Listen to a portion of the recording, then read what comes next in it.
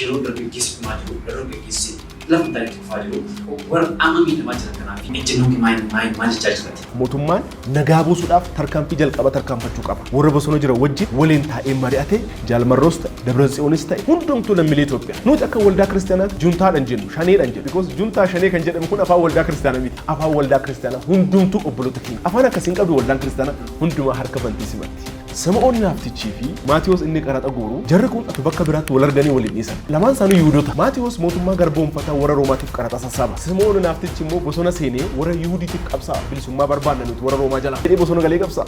Maatiyos atis koot jedhee. Samaa'oon Naafticha sanaanis isa bosona jiruunis atis koot jedhee walitti qabee kootta na duukaa bu'aa jedhee. Amma nuti kan gochuu qabnu isa hoogganuunis isa bosona jiruunis nagaa nuuf kenna. Namni gara Waaqayyoo dhufe keessa isaa hin jijjiiramu. Keessummaan keerraa eenyuun baay'ee nama cimaa itti gaafatamu dargaggootaa fi daa'immanii akka waldaa magaalaa muudamuu danda'an jiru. Turtiin keessa mormaatti wajjin haala dargaggoonni waldaa isaanii keessaa ba'anii gara waldaa biraatti yaa'aa jiru. Waldoolee gurguddoo durii keessaa ni yaa'u waan jedhamu jira jiru. Tus leenjii kennitanii isaan kumaaf achi keessaa bahu. Inni jedhamu yaadni garaagaraa ni jira. Kunis ni ilaallatu. Waan haaraa qabattee dhalootaaf dhiyaatu. Kun hin ta'u taanaan dhalootii waan haaraa qabataanaan dhiisee deema. Kanaafuu abdeetti of gochuun barbaachisaadha. Dhaggeeffatu dhuftee keessumaa dhaggeeffatu gochuudhaan dhufteetti furmaata argachuu danda'a jiraatu rakkoon biraan jedhamu. Onnachiisaa miti haalli bulchiinsaa haalli wantooti garaagaraa walitti jiru wal simeen jiru namoota ammayyaa akka hojii. Gaggeessitoonni waldaa waan isaan gochuu qaban dargaggootaaf carraa kennu. Keessattuu amma wanti rakkinni jiru maal beektaa?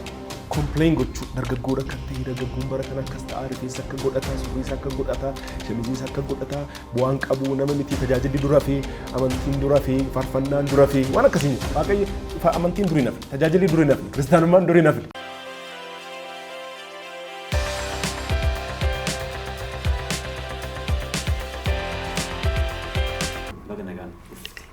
Yooyaa atilee sagantaa bareedaa kee kanarratti naaf yeroo keetiif horii bul thank you. Dursee of beeksisuudhaa fi maqaan kiyyaa hundummaa geenyu Uddeessaa Bidiree jedhama. Abbaa manaa haadha manaa tokkooti meetii taaffasaa mul'ataa jedhamti baay'ee jaalladhaan haadha manaa kiyyaa akkasumas immoo abbaa ijoollee dhiiraa lamaati. Hayyuu fi nagaa jedhamu. Waaqayyo biyya keenya hayyuudhaan eebbisi. Hayyuun tasgabbaa'ee akka hojjetuuf immoo nagaadhaan nu eebbisi. Jennee akkasitti moggaasne.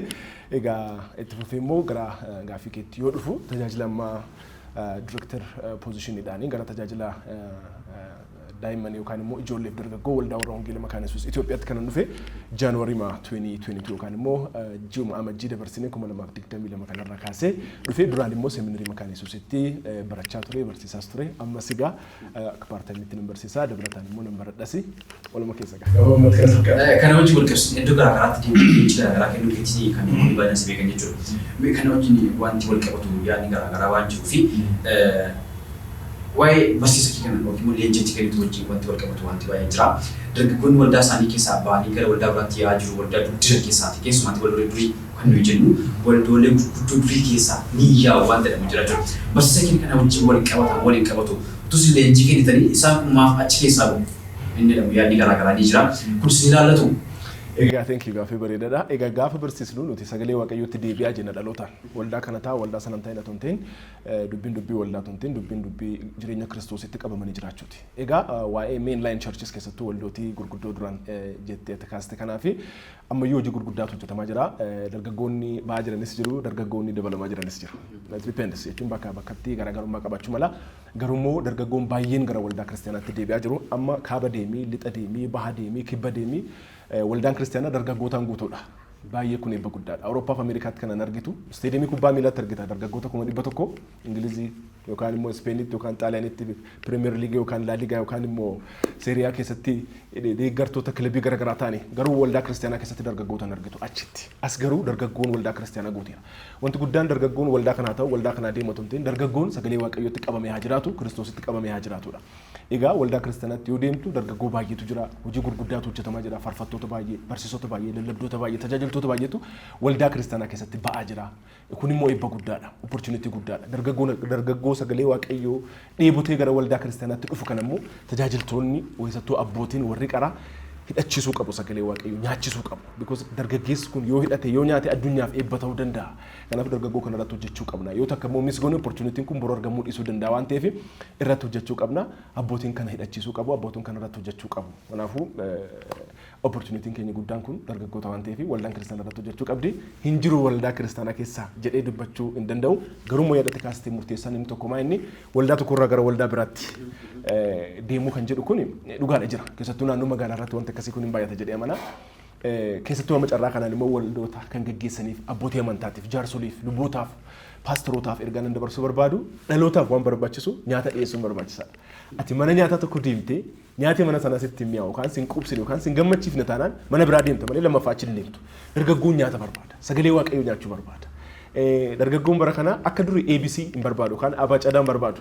XYZ bira ga'eera miidiyaa hordofaa YouTube hordofaa televiziyoonii garaagaraa hordofaa hin dubbisaa hin barataa barattoonni keenya yuunivarsiitii galanii digirii akkaawuntingii yookaan ikoonomiksii yookaan seera yookaan meedisinii yookaan injineringii qofaa miti kan baratan at the same time theology illee baratu amman torbaan darbee yuunivarsiitii Adaamaa astuu ture focus Adaamaa Science and Technology University atuma digirii isaanii injineeringiidhaan baratanii akkasumatti immoo theology baratu dhaabbata theological institutionii garaagaraatti jechuudha egaa dargaggoon barate kun waldaatti yoo deebi'u waan cimaa barbaada akka durii waan sasalphaa waan elementarii qofaa nyaachisuun qabdu waan dhaloota kana madaan nyaata babbareedaa nyaata cimaa waan updated ta'e qabattee dhiyaachuu qabda isa kanaaf immoo barsiisonni tajaajiltoonni waldaa kiristaanaa barachuu qabu seminarii galanii barachuu qabu koolejii galanii barachuu qabu dubbisuu qabu of haaressuu qabu sagalee waaqayyoos kana jedha miti of haaressaa jedha tajaajiltoonni yoo of hin haaressin waldaan yoo of hin haaressin dulloomaa deemti barumsi kee dulloomaa deema sagantaan kee yoo ati of haaressaan deemin istuudiyoon kun tajaajilli kun televiziyooniin kun yoo of haaressaan deemin dorgomaa ta'uu hin danda'u tajaajiltoonni warri waldaa kiristaanaa dhaloota dura dhaabatan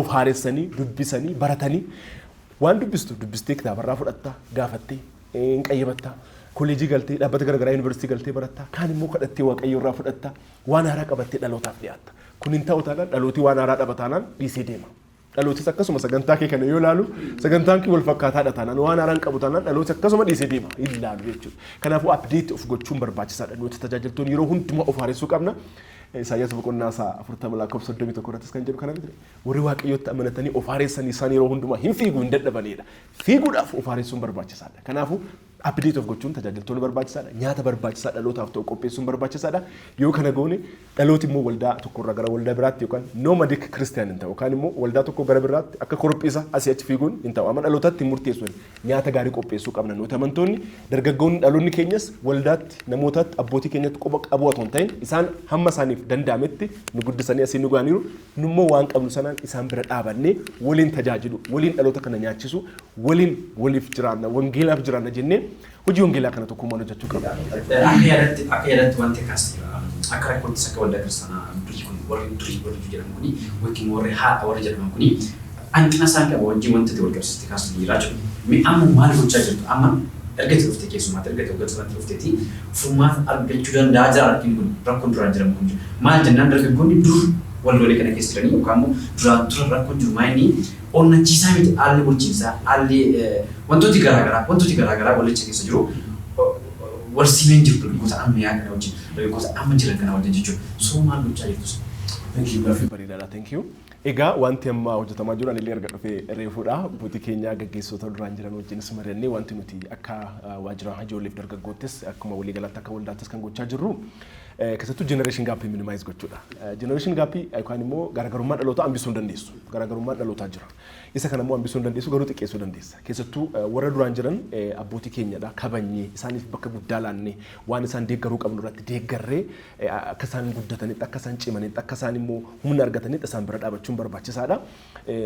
At the same time dargaggooti keenya immoo carraa argatan kanatti immoo tajaajiluu qabu tajaajilaatti dhufuu qabu. Gaggeessitoonni waldaa waan isaan gochuu qaban dargaggootaaf carraa kennuudha. Keessattuu amma wanti rakkinni jiru maal beektaa?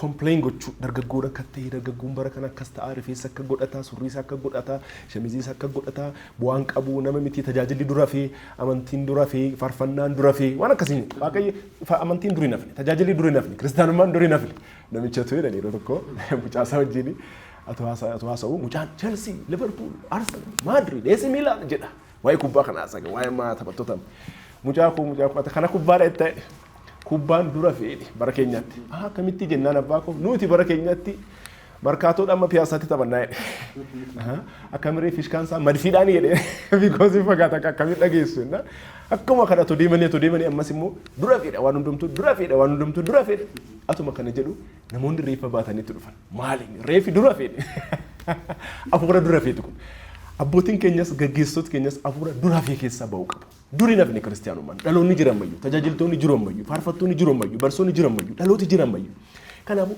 dhaloota jiru kanammoo dhaloonni maal barbaada barumsa fakkeenyummaa gaarii qabu barbaada and then opportunity barbaada gaggeessuudhaaf carraa barbaada lallabuudhaaf carraa barbaada faarfachuudhaaf carraa barbaada carraa kennuufii qabdasaaf leenjisi waan isa barbaachisuun hidhachiisi jalqaba ofii kee hidhadhu achi immoo hidhachiisi achi immoo erga hidhachiistee booda carraa kenniif akka inni faarfatu akka inni tajaajilu akka inni barsiisu akka inni barreessu akka inni fuudhu akka isheen heeruun deeggar bira dhaabadhu kanaaf yoo carraa kennuufii dhabde akkamitti ba'uu danda'a erga carraa kenniteefii bidde dargaggeessi dogoggoraati kan waa baratu perfect miti in dogoggora in balleessa atuma waa dogoggoru humna qaba paashinii qaba isa kanammoo waldaan kiristaanatti fayyadamuu qabdi qubatti qabuun miti harka qabuudhaan dhaloota guddisuun kan danda'amu qubatti qabdee dhaloota sirreessitu harka qabdee jaalalaan dhugaatti himtee ofitti hammattee dhaloota immoo gara kiristoositti fiduu dandeessa waan ta'eef barsiisuudha fakkeenyummaa gaariidhaan ergasii carraa kennuudha akka isaan tajaajilaniif gaggeessummaa keessattis akka isaan tajaajilan amma akka waldaatti maal hojjechaa jirtan kan jettaniif inni guddaan nu hojjechaa jiru isa kana dargaggoonni gara hooggansaatti akka dhufan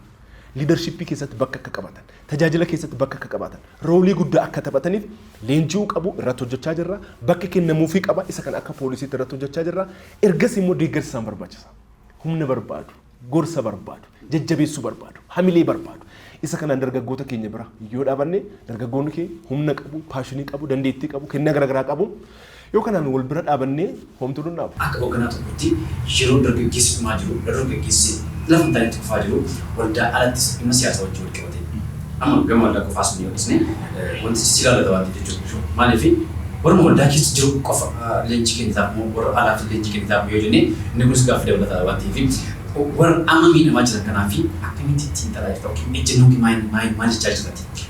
Egaa akka nama tokkootti akka kiristaana tokkootti nuti ambaasaadara nagaati. Sagalee Waaqayyoos kan jedhu wangeela Maatiyuus boqonnaa 5 irratti gooftaan keenya Yesuus Kiristoos akkuma tajaajila jalqabeen lallaba isa gaara irraa sana yoo barsiisu pirinsipilii jireenyaa yoo amantootaaf kennu warri namoota walitti araarsan warri nagaa labsan isaan ijoollee Waaqayyoo jedhamanidha. Warri nagaa labsan mootummaan kana gochuu qaba.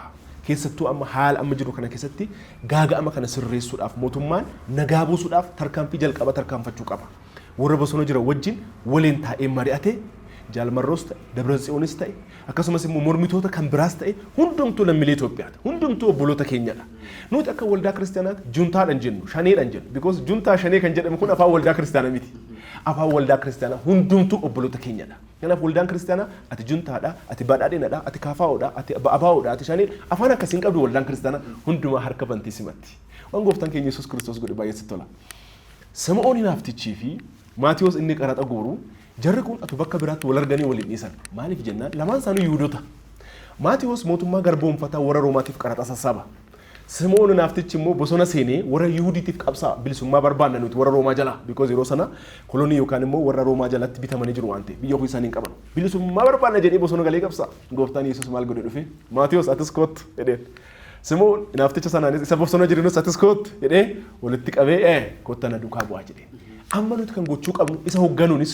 isa bosona jiruunis gara Kiristoos koottaa inni nagaa nuuf kenna namni gara Waaqayyoo dhufe keessa isaa jijjiirama Waaqayyo hafuura isaatiin sammuu keenya jijjiira ilaalchi keenya jijjiirama namni immoo ilaalchi isaa yoo jijjiirame gara nagaatti gara dhugaatti dhufa waan ta'eef warra mootummaatiinis gara sagalee Waaqayyootti gara araaraatti gara nagaatti koottaa jenna warra bosona jirus warra mormitootas gara nagaatti gara araaraatti koottaa jenna because waraanarraa bu'aan argamu hin jiru diigamsa malee isaanis jaalatanii miti kana keessa kan jiran warra bosona jirus kanaafu walii galaa tokko ta'a arbi lamaan yoo wal lolu kan miidhamu marga jedhama kanaafu amma ummatatu miidhamaa jira dinagdeetu kufaa jira biyyatu diigamaa jira biyya kufaatitti fiigaa jiru kana waliin taanee hambisnu hundumaa irratti immoo ambaasaadara nagaa taanee gahee keenyaa baanu jennee isa kan hojjechaa jirra. Yaadni fayyadamuu tuftuu taanee amati waan tokko kaasitee turtanii jinni lamaan mana tokko keessaa jiraatan jechaati inni kun akkamitti danda'ama. gama namaan waamaa jiraate iddoo tokkotti dhufanii jireenya kun lama wal duukaa jiraachuu danda'ama akkamitti danda'ama amma waldaa kiristaanaatti waamnee itti waldaa kiristaanaatti waamnaatti kottaa ibsata. Waldaa kiristaanaatti waamna tunteen lafa jiranitti ergaa dabarsina. Carraa arganneen walgahii arganne irratti mootummaa nu waamee yoom nu mari'achiisu carraa arganneetti waa'ee nagaa, waa'ee araaraa, waa'ee tokkummaa, waa'ee jaalalaa labsina. Dirqama keenya waan ta'eef sagalee waaqayyoos kan jedhu isa kana. Carraa arganneetti immoo karaa sooshaal miidiyaa garagaraas warra bosona jiraniifis waamichi nuti goonumaa inni waaqayyoos hin jaalata. Warra mootummaaniitiin waaqayyoos hin jaalata. Waaqayyo jaalala ta'e kun immoo wal jaaladha nuun jedhina. Gooftaan keenya Yesuus Kiristoos miila bartootaa gad jedhee dhiqeen booda maal jedhee akka isin jaaladha isin immoo wal jaaladha nuun jedhe. Kanaafuu wal jaalachuu qabna. Isa kanaaf immoo jaalala biilli gochuudhaa fi tokkummaa biilli gochuudhaa fi walitti dhufanii haasa'uu qabu. Because warri bosona jirus gaaffii qabu. Gaaffiin keessan maal jedhee mootummaanis gaafate genuine discussion. Dialogiin guddaan yookaan immoo naashinaal dialoogii amma jedhamaa jiru kana dhuguma waliin ta'anii biyya kana fayyisuu qabda jedhanii bu'aa ofii durfachuu otoo hin ta'in bu'aa dhaloota, bu'aa biyyaa, bu'aa jenereeshinii kana dursanii waliin ta'anii yoo mari'atan dhugaa fiduu hin danda'u. Because marii booddee araarri dhufa, araara booddee nagaan hin dhufa, nagaa booddee jaalalli hin ta'a, jaalala booddee tokkummaan hin ta'a, tokkummaa booddee humni hin dhufa, biyyattiin hin ijaaramti jechuudha. Kanaafuu yoo walitti dhufanii nagaa bosuun hin danda'ama. Yoo walitti dhufanii mari'atan nagaa bosuun hin danda'amu. Wanti hin danda'amne tokkoyyuu hin jiru. yaa walumaa gala wayyaa deemaa kan si kaasuu inni maatiin dubartootaa wajjin walitti waldaa kiristaanaa waan jalatti fakkaatti gaheen keenya fi kadhachuu qofaadha. Waaqatti dabarsanii kennaa akkas kennina jedhu yeroo baay'ee jiru. Maaliif jennaani ati lamma barsiisa kennina akka isaan baratanii goonaa akkasiin godhantee yaada kaastetta. Kanaaf ture gaaffii kun guddaan jechuudha. Itti gaafatamummaan isaa inni guddaan garuu simarra jira karaa biraa maal jechuudha. Itti gaafatamummaa jechuun kennuu dandeessaa leenjii garaagaraa kennuu keetiin qaroo dandeessaa bikkoota kana sirrii wajjin wal qabataa jiru. Wangeelaan dawoo godhatanii warra siyaasa lallabaniif ejjennoon kemaa hin. Isa kana jechuun maal jechuudha. Duudhaa Oromoo dhoksuuti. Wangeelaan dawoo godhatanii aadaa Oromoo ukkaamsuuti. Kana jechuun maal jechuudha. Silammati dargaggoota Oromootii fi qofa miti dargaggoota walumaa galatti walumattuu kaasnaa jettee warri kaan garuu laga lagaadha mandara keessatti rootiini keessumaa warra keenya akkas godhaa jechuutiin Oromoon akkasii utuu wangeelaan daatanii maqaa balleessii baay'ee jira. Isaan kanaaf ejjennoon kee maal jechuudha. Egaa nuti tajaajiluuf kan waamamne keessattuu tajaajiltoota waldaa kiristaanaa tajaajilaniif tajaajiltoota gooftaa Yesuus Kiristoosin tajaajiluuf waamaman hundumaaf ergaan keenya nuti paartii warra mootummaa Waaqayyooti. Pirezidaantiin paartii keenyaa yookaan gaggeessaan mootiin keenya gooftaa Yesuus keenya. Konstitushiniin keenya immoo yookaan heerri keenya kitaaba qulqulluu keenya. Kanaafuu mootiin keenya isa jijjiiramuu miti waggaa 5 waggaa 10 yookaan kan dulloomus miti kan bara baraan. Kanaafuu kan waamamnes duukaa bu'aa isa mootii sana gooftaa Yesuusin fakkaachuudha. Konstitushiniin keenyas sagalee Waaqayyooti. We are the institution and the Bible is our constitution. Qubatti qabuudhaan otoo hin ta'in jaalalaan dubbii dhugaa wangeelaa kan dubbachuu qabna. Jaalalaan dubbii dhugaa wangeelaa kana dubbachuu qabna. Aadaa namootaa kabajuu qabna. Eenyummaa namootaa kabajuu qabna. Gooftaan keenya Yesuus Kiristoos tajaajilli isaa kana fakkaata. Yaada isaa Maartin si dabaluu itti qabdee deebistanii yaadanii maayini si'a tokko namoonni kan ittiin si beekanii dhimma daldala wangeelaa yookaan dhimma hojii amantii wajjin wal qabsiifamee dhimma hojii afuuraa wajjin wal qabsiifamee namoonni kanaan si beeku. Utuu namoonni kanaan si beekaniiti immoo dhimma garaagarummaa haasuuf ta'e hote inni sun rakkoo biraaf jechuudha. Kana jechuun maal jechuudha? Si'a tokko maal godhu saba kana gada cuucanii waa'ee hir'ina saba kanaa waa'ee cabinsa saba kanaa lalabu deebi'anii kun dogoggora miti ifuma gaafatu. Kana jechuun maal jechuudha? Oromoo wajjin wal qabsiisanii maal kaasu aadaa Oromoo wajjin wal qabsiisanii akkuma sassii kaase maal jedhu afuurri qaallichaa cabu afuura teete akkas haa ta'u qaallichaan simbiratti maal qaalluu jechuun beekamu jedhee kun biratti Oromoo biratti akkasii biyya keessatti akkana kana wajjin wal qabsiisanii akka gadaantummaatti kaafanii miidiyaa gubbaratti lallabu. Deebi'anii maal jedhu? Isa isaan kanaaf ejjennoon keessa maal jechuudha karaa biraa. Maaliif kana kan inni kaasnu dargaggoon ofiisaa murtoo mataa isaa murteeffatuuf immoo dhaloonni taa'ee sun hordofu dhaloonni taa'ee sun ilaalu maal haa jiru. Yoo immoo yaada mataa isaatii murtoo mataa isaatii haa kaafatu tanii callisu maal godhu maal gochaa immoo jirtu. Thank you. Egaa achi keessatti wanti guddaan baramuu qabu tokko haala waliigala biyya keenya haala siyaasa biyya keenya yoo ilaallu hanqinni hubannaa jira. Namni waliin hubatu. Oromoon aadaa Amaaraa sirriitti hin beeku, Amaarri aadaa Oromoo sirriitti hin beeku, kan Tigraayee kan saba garaagaraa beekuudhaafis fedhan qabu dhaloonni baay'een dabalataan immoo hanqinni beekumsaa jira. Hanqina beekumsaa kanarraa kan ka'e sabni walirratti quba qabaa yookaan immoo maanoo tuqa. Akkasaan maanoon tuqneef hanqina beekumsaatiin kan maanoo tuqan yeroo baay'ee. Kanaafuu isa kana hanqina beekumsaa kana barsiisuudhaan sirreessina. Barsiisuudhaan barumsa kennuudhaan. Fakkeenyaaf aadaan Oromoo maalidha kan jedhu miidiyaan seekulaar garaagaraa irratti hojjetu mana barumsaa keessatti amma karaa kitaabaatiin qophaa'ee barnootni waa'ee gadaa kennamaa jira. Because namni waa'ee gadaa hin beekne jira. Waa'ee abbaa gadaa hin beekne jira.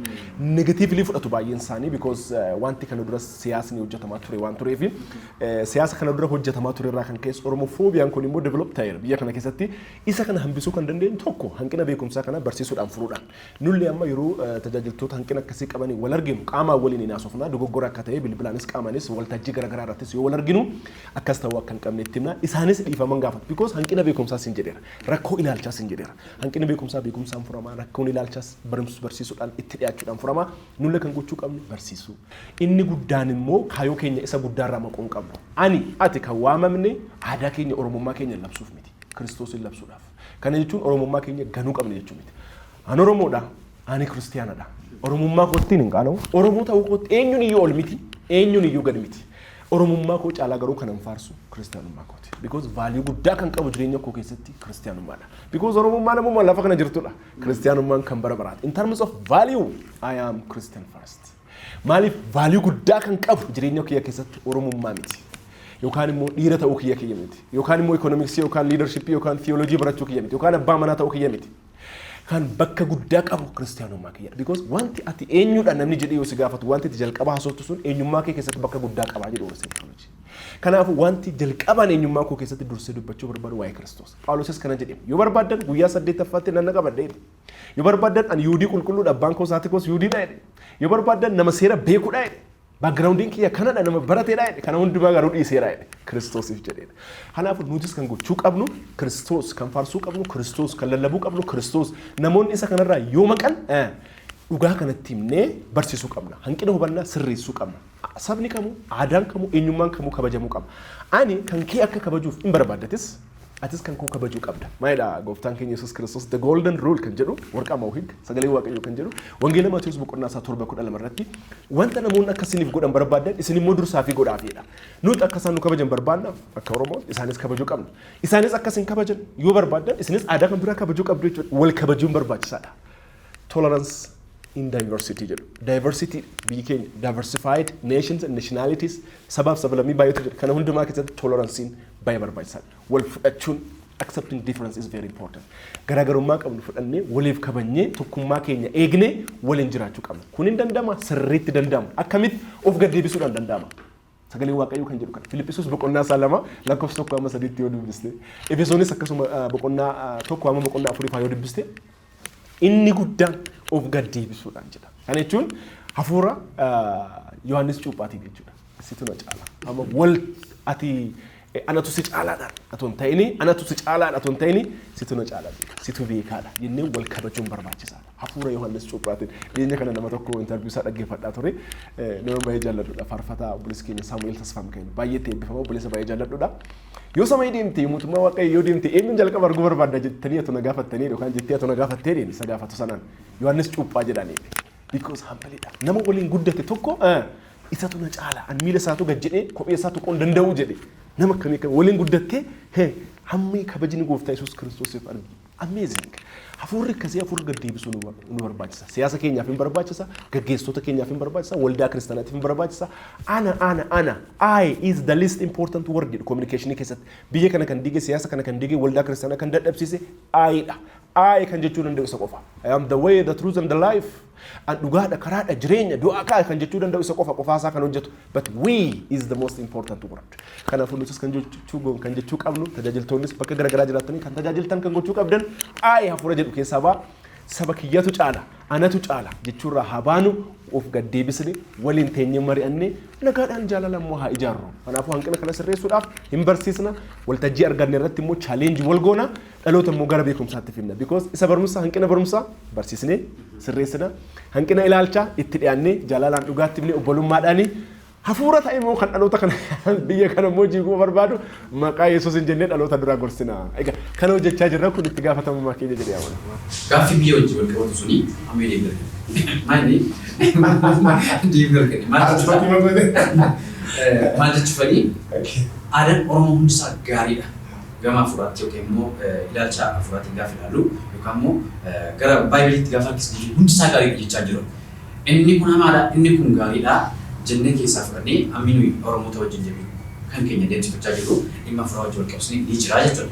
Garuu maal jechuudhaani warra dogoggoraa akkasii kanarratti quban itti qaban warra saba Oromoo irratti akka dogoggoraatti kaasan kanaa fi ejjennoon keessaa maayini ta'e gaaffii kun guddaa jechuudha. Isa kanaaf deebii kennamne gabaabatti ishee kana kaasuudhaaf indirectly deebiseera. Maybe keessatti yoo pointi isaan argatin ta'e malee tuzo pointi yoo si godhe ejjennoon keenya nuti waldaa kiristaanaati. Waldaan kiristaanaa immoo paartii siyaasaa miti. Jechuun immoo yeroo hundumaa ejjennoo baastee abaloo akkas ta'uu qaba akka akkas ta'uu qaba jechuudhaaf waamama keenya miti. Waldaa akka waldaa kiristaanaatti nuti dhugaa jaalalaan labsina. Nuti kan dhaabbanneef uummata Oromootiif miti. Nuti kan dhaabbanneef waldaa kiristaanaati. Waldaan kiristaanaa Oromoon keessa jira, Amaarri jira, Tigreen jira, Guraageen jira, Hadiyyaan jira, Kambaataan jira. Nama jetteeti waldaan kiristaanaa kan hojjettu. Oromoo jettee hojjettu waldaan kiristaanaa. Paartiin amantii waldaan kiristaanaa paartii siyaasaa miti itti nuti. Kan jechuun maal jechuudha karaa biraa waldaan kiristaanaa saba dubbataan jiru jechuudha karaa biraa sirrii mangoo dubbataan jiru yoo dubbannee dubbachaa jiru jechuudha dandeenya sa'aatii kana jechuudha. Yookaan yeroo kana keessatti haala yeroo jiru yoo wal qabsiifnee dhuguma dubbachaa jiru jenna. Karaa biraa jechuudha. Sana jechuun maal jechuudha akka aadaa wajjin wal qabsiisnee kan shubbisaa qabsiisnee kan waaqeffatuun garaagaraa kanaan waldaa keessatti yoo sirrii ta'ee Fiskona dulu mama di situ fikir bini tiga gaafa deemu amantaa aadaa isa jaallachuu qabna. Biyyi Oromoo keessa gaafa ta'anii waggaa daddaban aadaa Oromoo jaallatan qabu jibbamuu qaba. Warri dhallisoo kanaaf isa kana ejjennoon keessa maayini gaafa jedhu akka waldaattis akka hooganaattis maal ture maal taasirraa maalti musirraa jira asirratti. Yaada koo sitti murugaa achirratti akkuma duraan sii kaase waldaan kiristaanaa saba tokkoof dhaabatte miti. Sabaaf sablammii nama jetteeti. Because waldaan kiristaanaa kan hojjettu Oromoo, Amaaraa, Tigree jettee otoo hin ta'in nama jetteeti kan hojjettu waldaan kiristaanaa. Because kiristaanummaan akkasii gaa jalqabumarraa kaasee Waaqayyo nama hundumaa waan jaallateef jedha Wangeelaa Yohaannis 3:16 irratti ilma isaa erge. Eenyu waan jaallateef, Yihuudii waan jaallateef, Giriikii waan jaallateef, Oromoon jedhu kan jedhe nama waldaan kiristaanaa nama jettee hojjette tokko. Gooftaan Yesuus Kiristoos Wangeelaa Yohaannis 15:13 irratti namaaf kan du'e. Yihuudootaaf Giriikootaaf yookaan Oromoo Amaara hin jenne namaaf du'e adii gurraacha hin jenne nama afur qulqulluun irra kan jiraatu Yihuudoota keessa qofa miti abaloo keessa qofa miti sabaan addan baasu nama keessa jiraatu warra Kiristoositti amanu. Kanaafuu kiristaanummaan amantaan kiristaanummaa yoo hojjetu nama jedheeti. Kanaafuu sagalee Waaqayyoos kan jedhu nama. Kanaafuu nuti kan dursinu nama. Oromoon miidhamuu qabu, Amaarri miidhamuu qabu, Tigreen miidhamuu qabu, sabni kamuu miidhamuu qabu. Saba hundumaa akka wal qixaatti akka uumama Waaqayyootti fakkaattii Waaqayyootti akka uumameetti goonee saba hundumaaf immoo dhaabachuu qabna. Hamma sana dhaabachaa jirti waldaan kiristaanaa. It depends. Warri dhaabachaa jiran, warri dhugaa dubbachaa jiran, kan miidiyaan isaanii hin beekne, dhoksaadhaan hojii gurguddaa mootummaalee chaalenjii gochaa, gorsaa hojii gurguddaa warri hojjetaa jiran jiraachuu danda'u inni jirus. Garuu hamma isheen dubbachuu qabdu, hamma isheen irraa eegamu baateetti hin baane waldaan kiristaanaa. Nurraa hafa ammayyuu dhaloota kanaaf keessattuu amma biyya keenya keessattuu amma Itoophiyaa keessatti kaaba yoo dhaqxe, lixa yoo dhaqxe, kibba yoo dhaqxe, giddu galeessa kanarratti rakkina guddaatu jira. Kana hundumaa keessatti waldaan kiristaanaa afaan guuttatte ummataanis dhiisaa. Warra bosona jiranis dhiisa, mootummaadhaanis dhiisi atis taa jettee dheekkamte saba kana walitti fidde uummanni kun akka walitti araaramu gochuu keessatti gahee ishee baateetti hin baane. Gahaa miti. Waan tokko yoo hojjetame jechuu miti. Wanti hojjetame baay'een jira. Garuu wanti hojjetame sun gahaa miti. Kanaafuu ejjennoon keenya inni guddaan waldaan kiristaanaa identitiin ishee identitii isa oliiti. Nama jettee deemti malee saba laaltee hin deemtu. Kana jechuun saba baloof hin dhaabbattu otoo hin ta'in saba hundumaaf dhaabatti saba kana saba sanarraa hin caalchistu because saba hundumtuu fakkaattii Waaqayyootti waan uumameef. Waa'ee immoo keessattuu waa'ee aadaa Oromootti particularly gaafa dhufnu waa'ee Irreechaa waan baay'ee tokko lama sadi jennee kaasuu dandeenya. Inni bal'aadhaa workshooppii mataa isaa danda'e barbaada. Keessattuu sagalee Waaqayyoo immoo ifaa ifatti waan kana hin godhinaa jedhee wanti ifaa ifatti dubbate jira. Fakkeenyaaf amma wanti immoo hin dubbatinaa yookaan immoo wanti immoo sagalee Waaqayyoo hin dubbatin ati immoo general understanding yookaan hubannaa walii galaa kitaaba qulqulluu ka'umsa godhattee wanti ati diddu jira. Fakkeenyaaf amma sijaaraa xuuxaa hin xuuxina wanti jedhamu jira. Kitaaba qulqulluu keessatti hin jiru. Caatii qaamaa hin qaabina kan jedhu jira hin jiru. Garuu hubannaa kitaaba qulqulluu walii galaatti wanti araara akkasii wanti sammuu adoochuu akkasii cubbuu akka ta'e tokko sammuun keeyyuun sitti hima. Uumamaan Waaqayyo sammuu nu keessa kaa'eera. Conscious mind qabna waan ta'eef. Kanaafuu uumama Waaqayyo nu keessa taa'eera waan ta'eef adda baafachuu dandeenya. Hubannaa sagalee Waaqayyo walii galaarraas kana hubanna. Akkuma kanatti wanti arra aadaa keenya keessattis ta'e jireenya keenya keessatti wanti sagalee Waaqayyoof haallisuu barbaadu wanti bakka Waaqayyo nu duraa fudhachuu barbaadu sun waaqa tolfamaa nurratti ta'aa jira. Ani aadaan koo eenyummaan koo bakka Waaqayyo na duraa fudhachaa jira taanaan Kiristoosin lallabuu dhiisee aadaa koo eenyummaa koo lallaba taanaan aadaan koo eenyummaan koo waaqa tolfamaa irratti ta'aa jechuudha. Because wanti bakka Waaqayyo sirraa fudhachuu barbaadu waaqa sirratti ta'aa jechuudha. Ati kan gochuu qabdu akka disciple Kiristoositti ani eenyu lallabuu qabaadha. eenyummaa kee akka lallabe because Phaawulos faa Phexros faa tajaajiltoonni kan hangoone gooftaa Yesuus kan hangoone Yihuudummaa isaanii hin lallabne Kiristoos hin lallabane isa bartoonni hundumti isaanii Kiristoosiif wangeela Kiristoosiif jedhanii Yerusaalemii alatti kaan fannifamee kaan waraanamee kaan zayitii keessa buufamee kaan immoo magaaziidhaan baqaqfamee kaan abiddaan gubatee du'e wangeelaaf Kiristoosiif jedhanii eenyummaa isaaniif miti. Maqaa Oromootiin yoo lolte fagoo hin geessu maqaa Waaqayyootiin yoo lolte maqaa Waaqayyootiin yoo hojjette garuu immoo bara baraan immoo ulfina guddaarra dhaabata sagalee Waaqayyoo kan jedhu kana warri dhaloota gara qajeelinaatti deebisan isaan bara baraan in ibsuudha kan gochuu qabnu isa kana aadaa keenya keessatti wanti jiru wanta qulqulluu hin taane tokko yoo argina akka sagalee Waaqayyootti kun sirriidha kun sirrii miti dhaloonni sagalee Waaqayyoo dubbisee adda baafachuu qaba particularly immoo fakkeenyaaf ammoo waa'ee irreechaa kaasteetta waa'ee irreechaatiin wal qabatee irreechi siyaasadha warri jedhan jiru irreechi amantiidha warri jedhan jiru irreechi walitti qabamu hawaasaatii kan jedhan jiru akkamitti define gooteet ati deemtee participate kan raggootu amma achirratti view garagaraatu jira ilaalcha garagaraatu jira confusion garagaraatu jira research tokko ilaalaan ture waan ifa ta'e hin argattu siyaasadha jedhee kan deemu jira walitti qabamee yaada siyaasa isaa yookaan immoo ejjennoo isaa ibsachuu kan barbaadu jira lakki walitti qabama uummata Oromooti yeroo galateeffannaati yookaan immoo thanksgiving dha jedhu baay'een isaanii immoo thanksgiving kana keessa immoo hafuurri ritual practicing garagaraa wanti amantaadhaan wal qabatu jira bishaan dhaqxee bishaan sana ofitti facaastee waan ati jettu jira amma uummanni Oromoo akka walii galaatti keessattuu gara uummata waaqeffataa kana yoo deemnee amantaa waaqeffataa warra hordofan baay'ee uummata Oromoo saba keenya keessaa general revelation itti amanu yookaan immoo afaan theologiitiin general revelation and specific revelation waan jedhamu jira Waaqayyo karaa lamaan of ibse tokkoffaan general revelation jechuun of ibsuu walii galaa kan jennu kuni mul'ata walii galaa kan jennu kuni isa karaa uumamaatiin lafa kana yoo argitu gaarreen yoo argitu laggeen yoo argitu horii bineensa yoo argitu waaw hojii harka Waaqayyooti kana hundumaa Waaqayyotu uumeeta Waaqa gurraacha garaa garbaa jedhee kadhatameetidha kanaafuu kun general revelationidha amma Oromoon karaa sanaan warri waaqeffataa karaa sanaan Waaqayyoon hin beeku garummo sagalee Waaqayyoo specific revelation ka jedhu jira there is no salvation without specific revelation specific revelation karaa sagalee Waaqayyoo the scripture karaa gooftaa Yesuus Kiristoos mul'ateera no man can comes to the Father except by Jesus namni Kiristoositti yoo hin amanin jireenya bara baraa hin qabu kanaafuu uummata keenya amma amantii waaqeffannaa keessa jiran yookaan immoo waaqeffattoota warra ta'anii warri nu jennu Kiristoos malee jireenyi hin jiru karaa general revelationitti Waaqayyoon beekuun Waaqa Abbaa uumaa keenya jechuun mootummaa Waaqayyootti nama galchu kan mootummaa Waaqayyootti nama galchu jireenyi fayyina namaaf kennu Kiristoos qofa Waaqayyo addunyaa kana jaalate ilma isaa erge Yesuus Kiristoosis fannoo irratti nuuf du'e hafuurri qulqulluus Yesuus Kiristoosin kabajuuf dhufe Waaqayyo abbaan ilmi koo isa dhaggeeffadhaa jedhe gooftaan Yesuusis an karaa ani dhugaa ani jireenyaa hafuurri qulqulluus isa kabajuuf han dhufe Maariyaamiin haati isaas isa dhagaa'ette kanaafuu kan dhaga'uu qabnu Kiristoosidha Kiristoos malee jireenyi hin jiru kanaafuu yoo ayyaana irreechaa irratti deemtee hirmaattus ayigilaasii Kiristoosiin ilaaluu qabda ayigilaasii Kiristoosiin ayigilaasii sagalee Waaqayyootiin ayigilaasii macaafa qulqulluutiin ilaaluu qabda kun kiristaanummaa kiyyatti hin bu'amu hin bu'u hin faallessu sammuu qabda sagalee Waaqayyoo baratteetta anan participate godhu because confusion garagaraa waan jiruuf deemee dhaloonni achi deemee akka dogongoru hin barbaadu personally standing kiyya kan hin deemu irratti hin hirmaadhu maaliif jennaan ritual practice garagaraas keessaas waan qabuu fi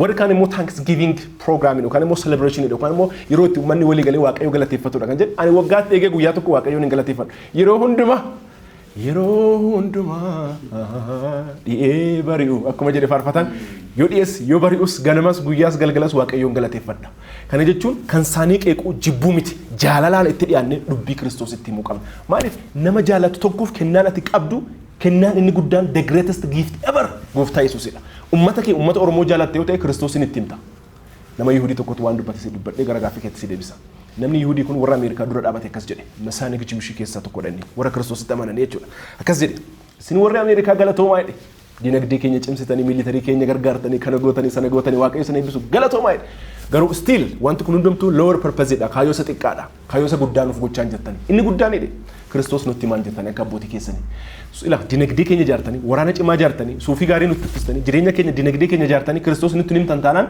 suufii gaarii uffadhaa karabatii gaarii kaadhaa shamizii gaarii uffadhaa konkolaataa gaarii bitadhaa oofaatii gara see olitti deema akka jechuudha Kiristoos nutti himtan taanaan saba kee uummata Oromoo jaalata taanaan Kiristoosin itti himi irreechaan faarsin Kiristoosin faarsi Oromummaan faarsin Kiristoosin faarsi kan faarsuuf waamamne isa bara Kiristoosidha waan ta'e kennaan guddaan uummata kanaaf nuti qabnu Kiristoosidha inni guddaan kennaan guddaan the greatest gift ever Jesus Christ kanaafuu nutis kan gochuu qabnu aadaa keenya irratti namoonni hanqina hubannaa qaban hin barsiisan akka wal kabannee waliin jiraachuu dandeenyuuf namoota dogoggoran immoo jaalalaan deemnee itti himna isa guddaa irra caalaa immoo kun baay'isuu wal jibbuun wal tuffachuun hanqina hubannaatti wal qabateef kan jiru kun hundumtuu ati dhuguma Kiristoos amannee dhuguma Kiristoos qabannee dhuguma duukaa bu'aa Kiristoos ta'anii kun hundumtuu hin jiru maaliif duukaa buutonni Kiristoos wal jaallatu qaba.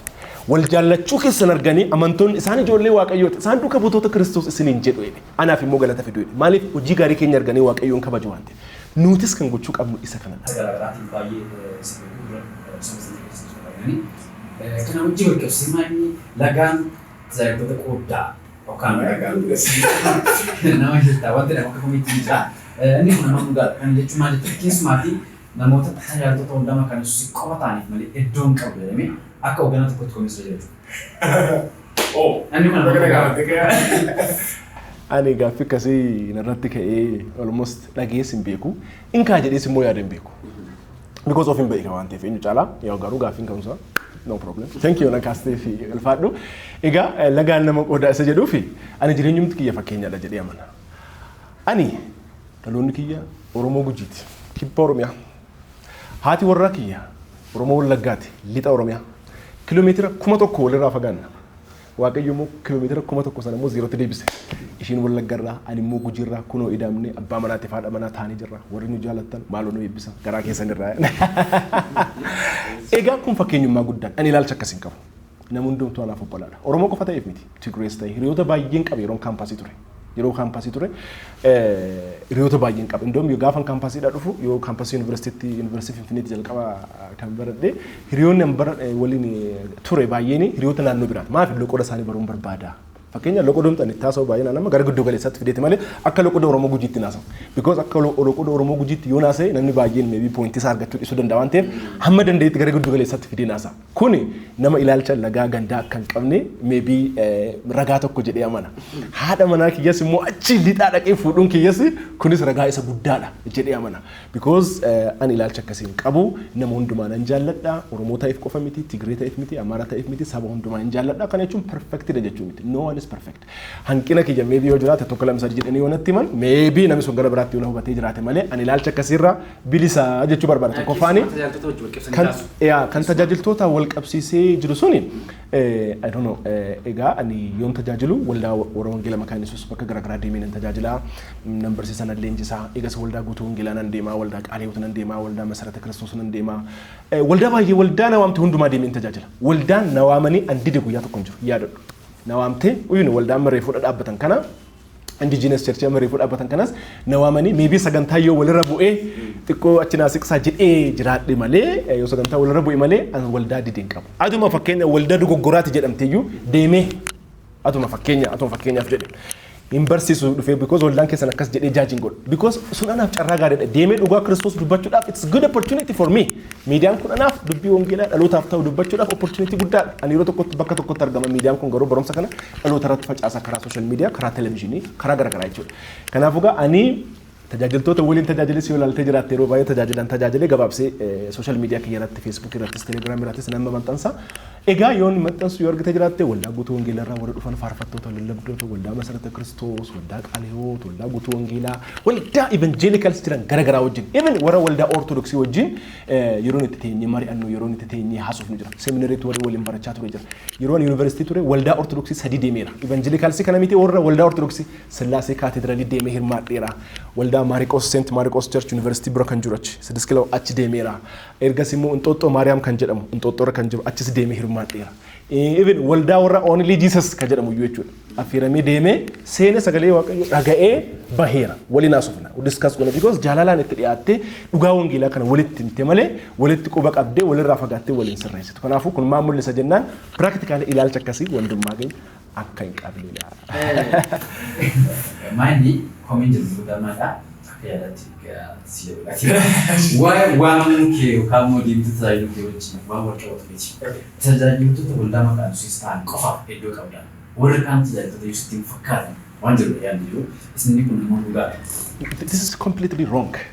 Dhibba dhibbatti dogoggoradha. Ilaalcha dogoggoraati. Namatu gara biraatti na hubate malee ani part time sagantaa reediyoo irratti samana nu jedhan sagantaa garagaraa nan qopheessa sagantaa reediyoo irratti gaafa qopheessu waldaan kee kamii jedhee miti kan qopheessu tajaajilaa ta'uusaa waan gaarii keessatti arginaan wanti gaariin si keessa jiru kun dhaloota bira ga'uu qaba ergasii waldaa isaatti himaa amantoonni akka beekaniif malee waldaa kana ta'eef waan isaa cucuun qabu waldaa kana ta'eef waan isaa ol kaasuun qabu maqaan Yesuus ta'eef waan caaluuf hin qabu qaaliyooti yookaan masarata Kiristoos yookaan immoo waldootii amma reefuu dhaabbachaa jiran keessas yoo ta'es waan xiqqaatuun qabu kaan maqaan Yesuus ta'eef waan natti dabaluun qabu namni hundumtuu Kiristoos hin ta'ee tokkodha anaafi even hiriyoota musliimaa baay'een qaba itti dhiyaadha baay'ee hiriyoota musliimaa waliin dhiyaanne waa'ee gooftaa haasofuu hin qabna hiriyoota waaqeffataas akkasuma jechuudha anaaf ilaalcha akkasiirra completely free thank you egaa carraa naaf kennitee sagantaa akkasirratti immoo dhufee akka naasaaf carraa naa kennuu keetiif waaqayyo si eebbisu jechuu barbaada egaa daawwattoota keenya amma karaa sagantaa galoo show televezyiinii kanaan daawwachaa kan jirtan waan isin jedhu barbaadu hunduma caalaa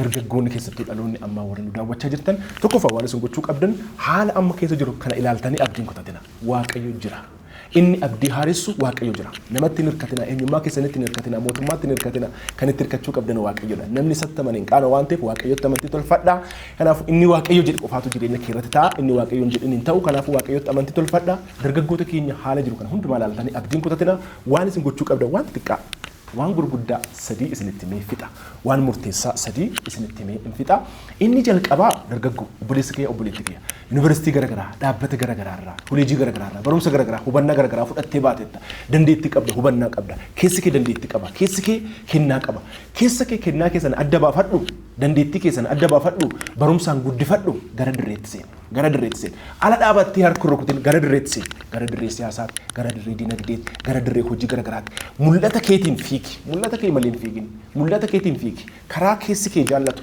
karaa keessi kee danda'u yeroo tokko Alikoo Daangoteetu gaafatame ati kamitti abbaa qabeenyaa taate Alikoo Daangoteen gaa akka Afrikaatti abbaa qabeenyaa tokko faadhanna abbaa qabeenyaa taate ati akka Afrikaatti maayini dhoksaansaa jennaan gaazexeessituutu gaafata dhoksaansaa tokko waan danda'u hojjedha lama waan jaalladhu hojjedha waan jaalladhu waan danda'u passion and ability kanaafu passionii kee dandeettii kee duukaa fiigi gara dirreetti passionii kee dandeettii kee duukaa fiigi gara dirreetti egaa gara dirreetti immoo yoo seentu lamaffaa waan isin jechuu barbaadu ilaalcha mo'amaa keessaa ba'e ani danda'u ani qabu firan qabu qarshiin qabu beekumsan qabu naman qabu jaarran 21ffaan kanan qabu sanan qabdu jetta tanan na dura goori sin jedha malee sinin jedha na dura goori sin jedha kanaafu waaqayyoon qaba namni waaqayyoon qabu immoo hundumaa qaba waaqayyoon qaba jedhi itti deemi because it's all about attitude your attitude determines your altitude ilaalchi kee hammam akka tigeessu hammam akka deemtu mul'isa waan ta'eef ilaalcha xixiqqaa keessa bayi dream big jedhu warri mul'ata guddaa qabaadhu isa sana immoo start small waanuma xiqqaarraa jalqabi tuffeetu raada dhalaa'edha Oromoon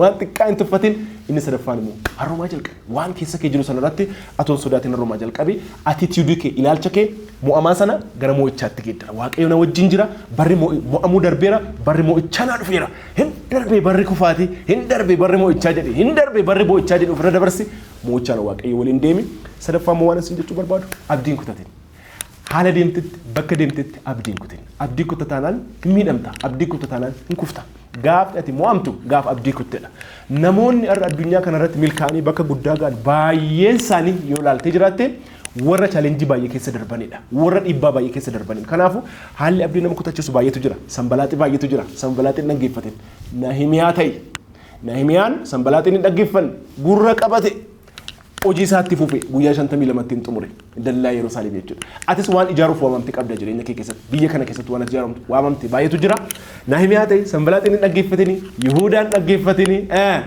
namoota akka Daliilaa irraa of eeggadhu mul'ata keetti si qancarsu ogummaadhaan gara fuulduraatti fiigi waaqayyo na wajjin jireedhi namoota akka Yoonaataan fa'aa jechuudha Yoonaataan ilma Saa'ol Saa'ol abbaa isaa wajjin dhaabachuun barbaanne waaqayyo Daawitii waan dibeef jedhee Daawit bukkii dhaabate waaqayyo nama akkasii siif kaasu atis nama kan biraatiif nama akkasii ta'e Yoonaataan ta'e waaqayyo Yoonaatoon siif kaasa waan ta'eef mul'ata kee irratti namoota si deeggaran namoota si jajjabeessan wajjin ooli namoota akka immoo Barnabaas wajjin immoo ooli namoota akka Barnabaas Phaawulos bakka inni dhokate sodaatee warri Yihuudoota ajjeesuuf jennaan bakka inni dhokate waggaa dheeraa bakka inni dhokate ati barsiisuu dandeessa ayyaana qabda waan guddaatu si keessa jira jedhee deemee barbaade Barnabaas Phaawulosin ergasii gara tajaajilaatti isa fide ergasii tajaajila wal qabatanii Awurooppaa irratti naannaan adeemsa wangeelaa tokkoffaa lammaffaa sadaffaa oliin taasisan kun hojii guddaadha kanaafuu hiriyaa filadhu hiriyaan taane wajjin hin oolini because eenyu wajjin akka ooltu natti himi eenyummaa keessatti maayidha. Kanaafuu hiriyaan taane wajjin hin oolini jabbiin harree wajjin oolte waan hin taane baratte waan ta'eef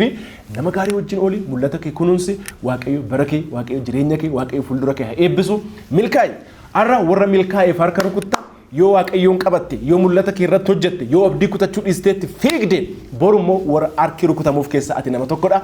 Waaqayyo si haa milkeessu eebbifama. Sagantaa akkasirratti naaf yeroo keetiif gammadeera horii bulii deeman.